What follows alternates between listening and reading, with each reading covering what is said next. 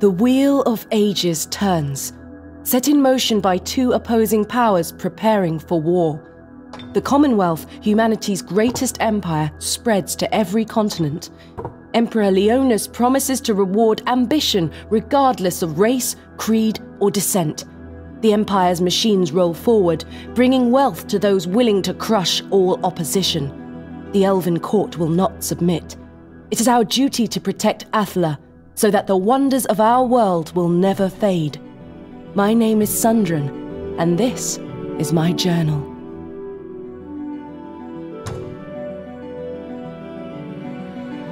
My father is King Saradas, once first Stormlord of the Dark Elves. My mother is Julia, former Queen of the Wood Elves. Their passion reunited dark and light souls, restoring the High Elves. Their power reinvigorated the glory of Inioch's ancient elven court. My brother, Prince Thanis, is firstborn. He is schooled in war and statecraft, destined to great deeds. I was born second and a girl. All my father wants me to do is secure a powerful husband, but I want none of that. In public, I may be a dutiful daughter, but I have trained and I have spied. I will be more than just a princess. In the court, envoys come and go. Everyone talks of war. Many flock to the banner of our elven court, seeking refuge from the human-run Commonwealth with their technologies of metal and smoke.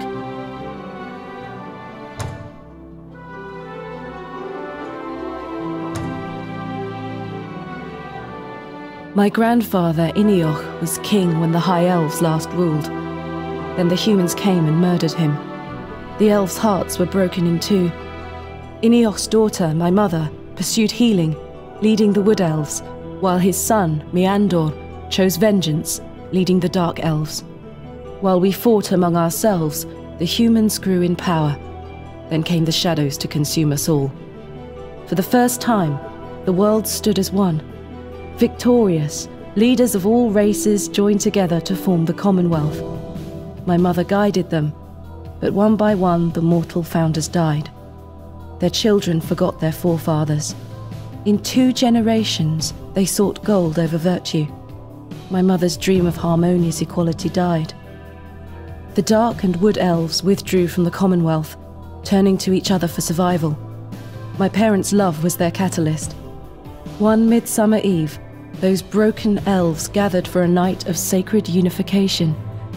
Bodies and souls joined, performing a mystic ritual we call the Mending. My brother and I, the first of a new generation, were born thereafter. The High Elves had returned.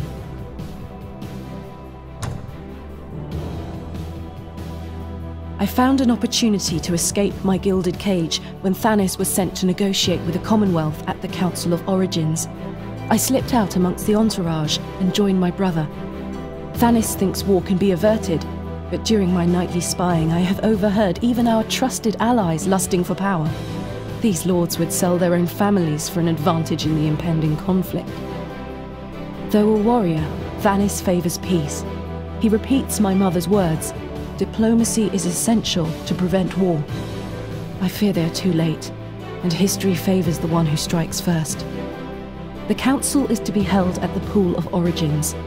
It is a sacred place where leaders go to settle disputes. It is guarded by a wise orc named Gamblag. His powers ensure envoys can attend the council without fear of violence. Yet, on our approach, we hear movement in the woods trailing us. Thanis leaves his guards with me, while he enters Gamblag's domain.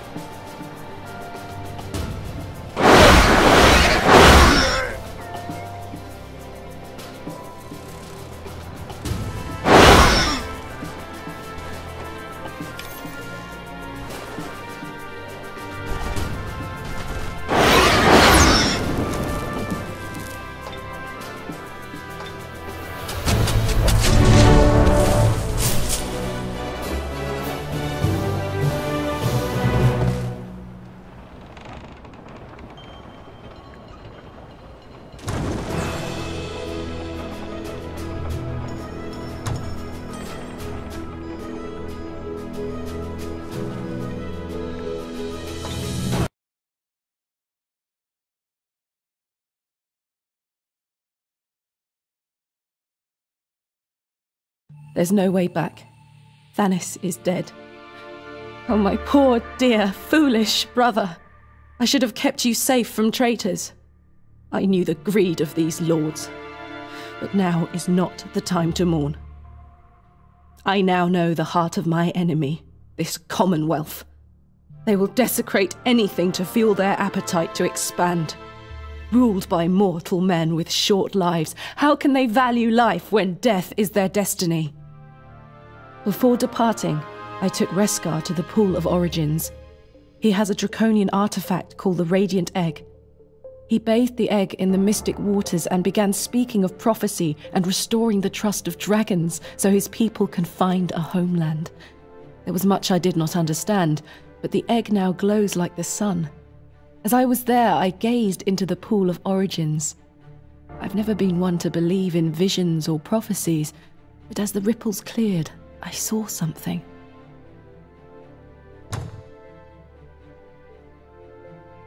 The world blurred around me. Great gears clacked with the rhythm of war drums. On one side, a brother died. On the other, temples fell to ruin. Honor must be defended. Armies rallied. The blood of my enemies mingled in the pure waters of my people. A torrent of blood. Then a well of deep shadows gathered, drinking the sea of blood. Lastly, I saw, floating across this crimson void, a speck of light, distant and flickering like a torch. Then Reskar pulled me from my trance and we fled. I need time to sort out what happened. Our resistance has attracted the Commonwealth. Somehow they knew both of us would be here. My spies say there's a price on my head. Something has gone terribly wrong here. I cannot return to my father, not yet. He would use this incident to ensure I never leave, and I would never discover the truth. I must prove that I am more than the last living heir. I commanded the elf troops to take Thanos' body back to the Elven court. Their movement should distract the Commonwealth spies, while I help Reskar escape and follow his vision.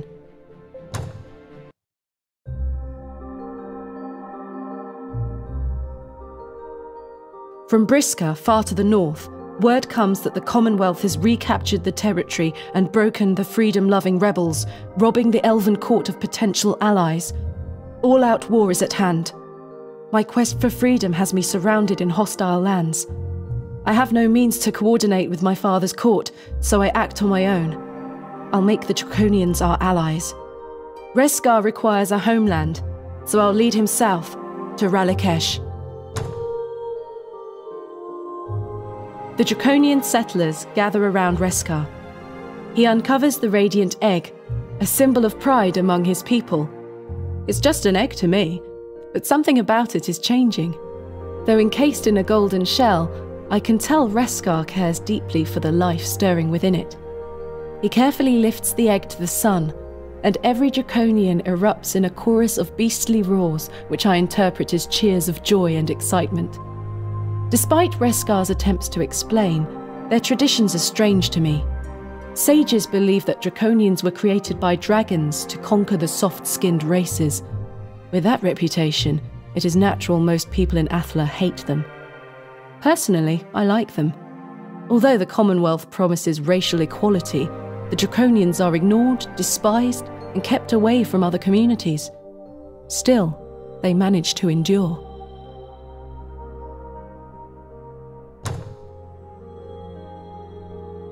Ralikesh is a land of scorching heat. Not my favourite place, but it's perfect for the Draconians to keep their precious eggs warm. The High Elves hold these lands by ancient birthright from a forgotten era, but only a few are hardy enough to settle here. It will be good to establish ties between Draconians and High Elves, to really cement our alliance. Unfortunately, we've also seen evidence of the Commonwealth burning through these fragile lands. My support for Reskar also gives me a chance to spy on the Commonwealth in this land. Is there a reason they are destroying these jungles? I know Reskar has the gift to harness the powers of nature and shelter the Draconian people in this savage territory. I will help him as his heroine. Once established in their promised land, I know these Draconians will prove a most powerful ally.